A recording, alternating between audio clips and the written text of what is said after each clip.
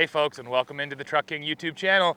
This is an exciting one because we have these, the 2025 Ram 2500 Power Wagon and the Ram 2500 Rebel. Now in this video, we're gonna talk about the differences and then we're gonna go out into the desert, take them off-road, and I'm gonna tell you how they handle, so make sure you stay tuned.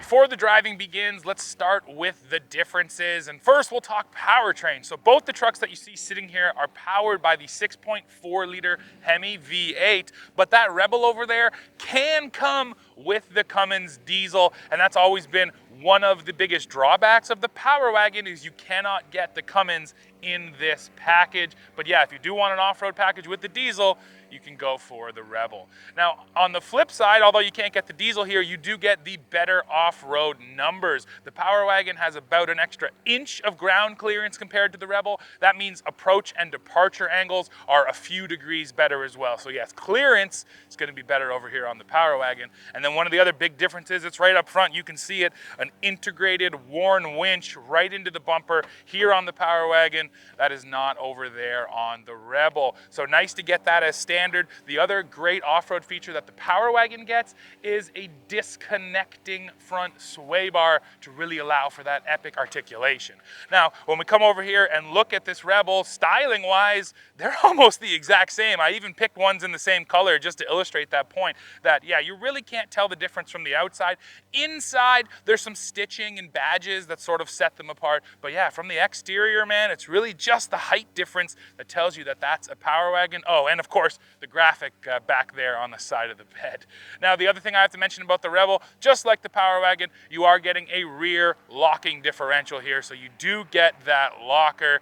And you know what? We're gonna really dive into who these trucks are for once we're off-road, but I think it's pretty obvious. The Power Wagon is for the hardcore off-roader. The Rebel is for the customer who might be going down some dirt roads, some rutted out roads, but not necessarily hard off-road situations. But like I said, I really want to feel these things out there in the dirt so I can describe those differences to you. So let's hit the trail right now.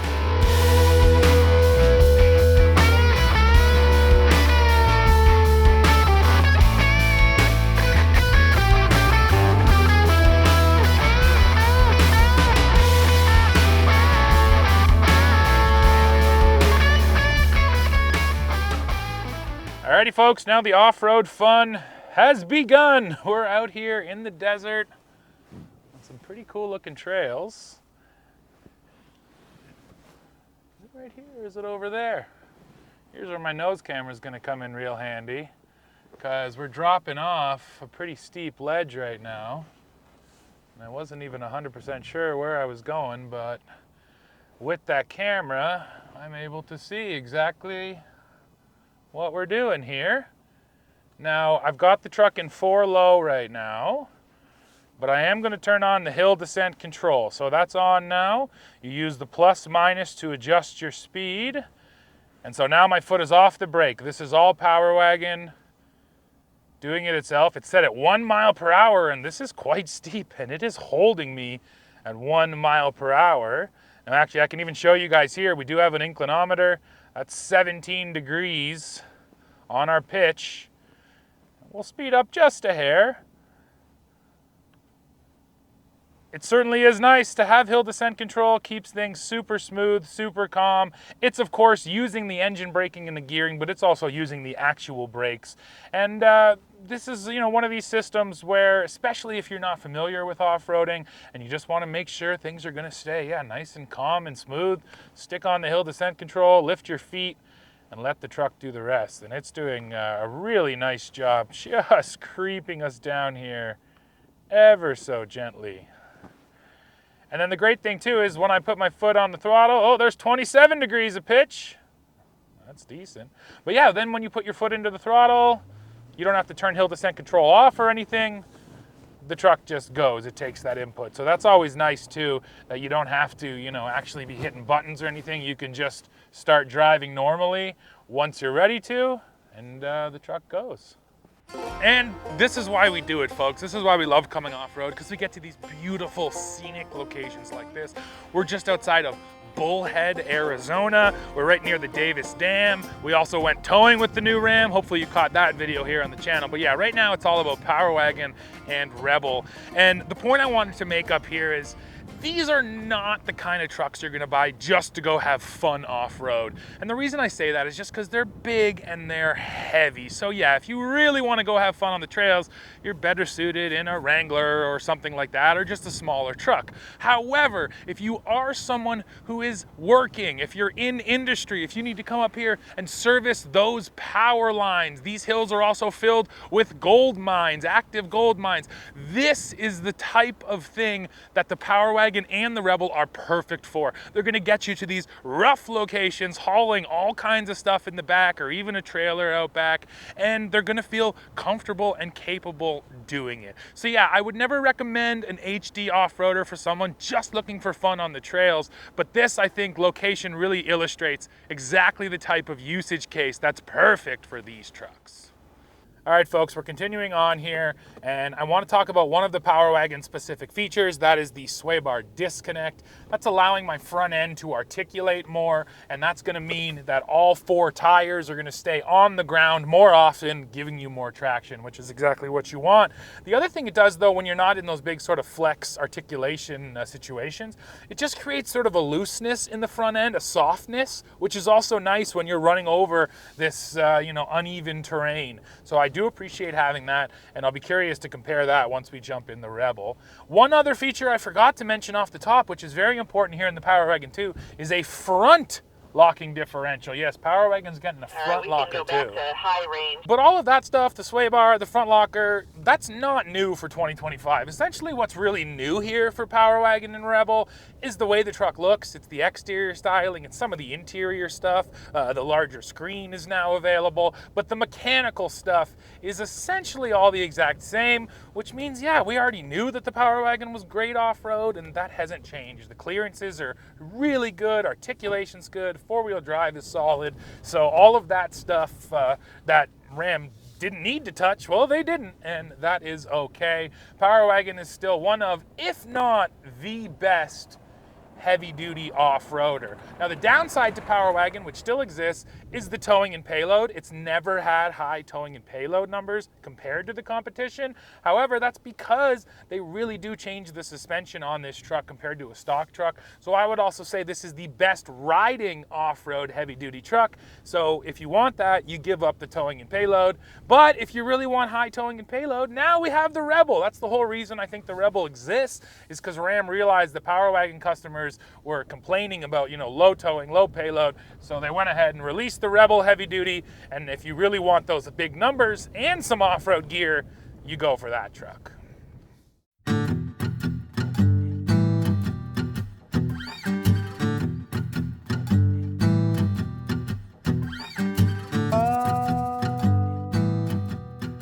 Okay, and now we are going to go through sort of a big articulation, a big flex. And we're going to run it back to back with both trucks, so we'll be able to really feel the difference here.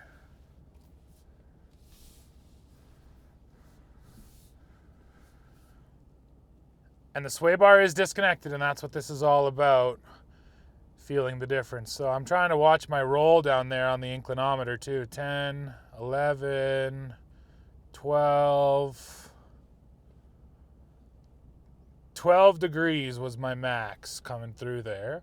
So we will watch that on the Rebel too and be able to see, because the Rebel, that number should be quite a bit higher, because when the axles aren't articulating underneath you, that causes your body to roll that much more. But yeah, just in terms of, again, capability, come on, this thing just crawls through there. That's actually in 4 high too, and the throttle is still easy to modulate, and there's plenty of low-end torque, so yeah, all feeling very good so far. Okay, folks, and now the truck switch has happened, so I'm here in the Rebel, And we're gonna go through this exact same ditch that I just went through. And once again, really to feel the articulation difference from that sway bar disconnect. Oh, hello. So there's already 15 degrees, 14 degrees, 16 degrees. And that really puts a number to it.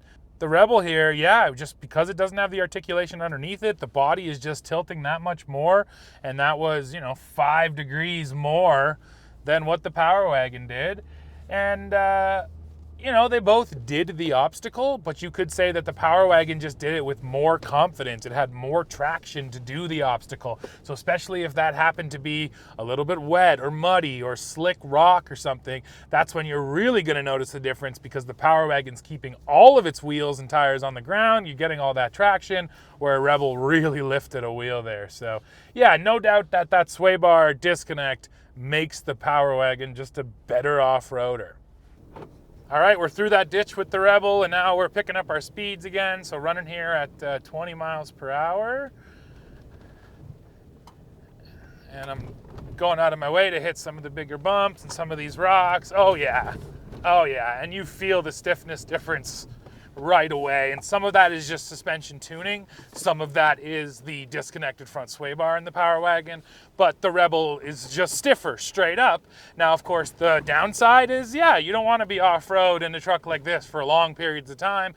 Or if you are, you're going to want to be running at nice slow speeds. The benefit, though, is the towing and payload. The Rebel can tow many, many thousands of pounds more than the Power Wagon. So if that is your priority, you're going to give up some of that ride comfort and quality, but you're going to get the confidence when pulling heavy. So these trucks are definitely for two different customers. I think we've established that. And then, of course, the other major purchasing decision or purchasing driver is going to be the price. And yes, they're not priced the same. So why don't I just throw up all the prices right here so you can see the differences.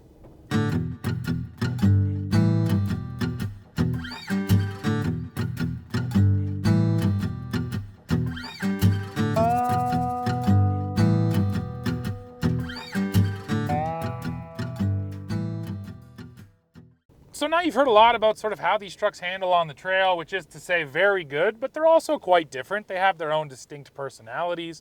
But the other thing I do want to talk about are the updates that came to the interior for 25, because we're now getting things like that passenger side touchscreen, so the passenger gets their own screen. We're getting the larger display here in the center stack, which has off-road pages in it. That's going to offer you your inclinometer, all the different gauges, plus all your different camera views.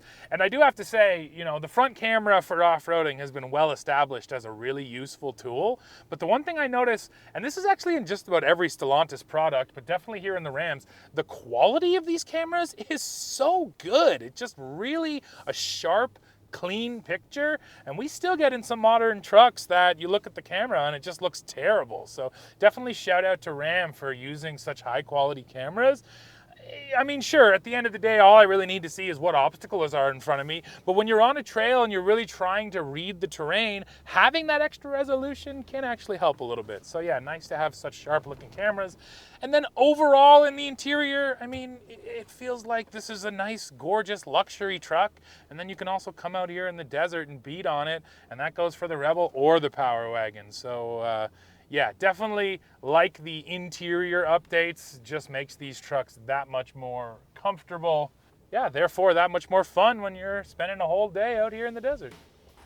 Well, folks, we have come to the end of this one. Now, I think we've established these are both incredibly capable off-road trucks, but there's definitely a different customer for a Rebel versus a Power Wagon. That truck is more about hauling heavy, where the Power Wagon is more about absolute off-road adventure. I think the best thing, though, is the fact that we have the choice. So depending on what you're going for, you're gonna find it here in the Ram HD lineup. So yeah, folks, that's it for this one. Now, please, I need to hear from you. Drop in the comments. Let me know what you think of the Power Wagon and the Rebel. Which truck would you take? Please tell me. And then while you're down there, don't forget to hit like, hit subscribe, hit join to become a member, and come right back here to Truck King to see what we're testing next. See ya.